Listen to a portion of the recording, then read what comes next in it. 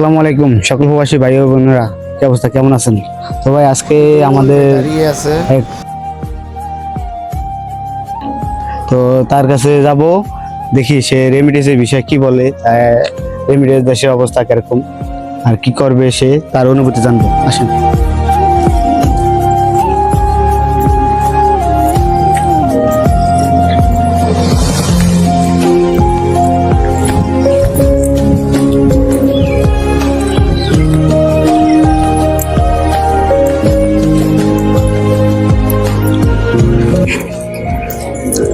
আসসালামু আলাইকুম ভাই, কি অবস্থা, কেমন আছেন? আলহামদুলিল্লাহ। ওয়ালাইকুম আসসালাম।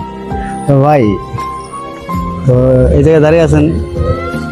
এমনি আজকে বন্ধের দিন তো একটু বাইরে বিকেল বেলা একটু হাঁটতে বেরিয়েছি। তো ভাই আপনার কাছ থেকে কিছু জানতে চাই, যদি বলতেন ভালো হতো। কোন বিষয়ে বলে? ভাই এই তো আমাদের বাংলা প্রবাসী সকল ভাইয়েরা রেমিটেন্সের বিষয়, আপনার কি উদ্দেশ্য, কি মন্তব্য জানালে একটু ভালো হতো। সরকার যে উদ্যোগটা নিছে যে প্রবাসী 2 মাসের বেশি থাকলে মোবাইল নিবন্ধন করতে হবে বা এরকম কিছু, বা প্রবাসীরা মোবাইল নিলে সেটা বৈধতা না, সেটা অবৈধ এরকম।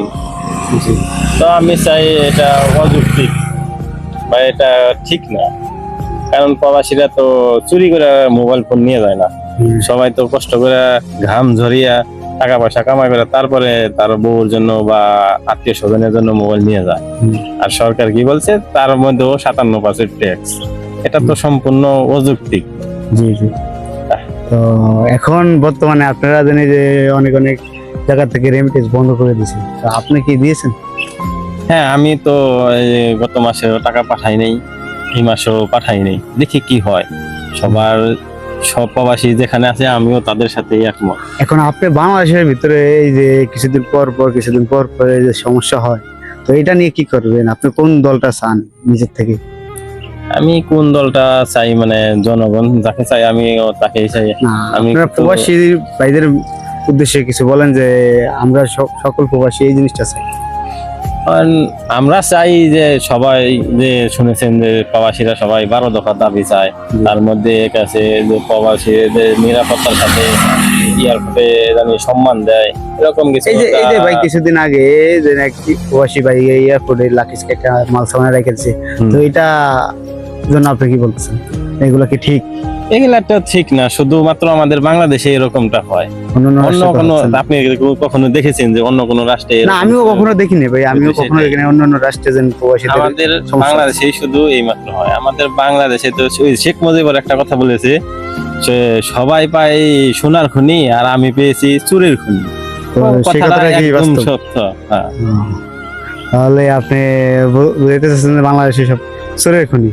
আসলে বাস্তব, কেননা আমরা প্রবাসে অনেক কষ্ট করি, তো এই কষ্টের বিনিময়ে আমরা ভাবছি কি, একটা প্রবাসী যদি দেশে যায় তার লাগেজ কেটে মাল সামানা নিয়ে যায়, এবং কি এই যে গত পরশু না জানি তার আগের দিন যে একটা প্রবাসী লাঠি দিছে এয়ারপোর্ট কর্মকর্তারা, তো এটাও কি অতি নিন্দা জানাচ্ছি। তো অনেক নিন্দাজনক ঘটনা, শুধুমাত্র বাংলাদেশের মানুষেরাই পারে, অন্য কোনো মানুষের পক্ষে সম্ভব না। তো ভাই মাঝে মাঝে মনে হয় যে আমরা বাংলাদেশে গর্বিত না, মানে অনেক মানে নিম্নপদের একটা অনুভূতি হয়। আসলে বাংলাদেশটার ভিতরে অনেক কিছু হচ্ছে, কিন্তু গোপনে হচ্ছে, তাই না? গোপনে কোথায়, প্রকাশ্যেই তো হচ্ছে সবকিছু। প্রকাশ্যে যেগুলো হচ্ছে যে শুধু প্রবাসীদেরকে নিয়ে হচ্ছে প্রকাশ্যে, তাই না?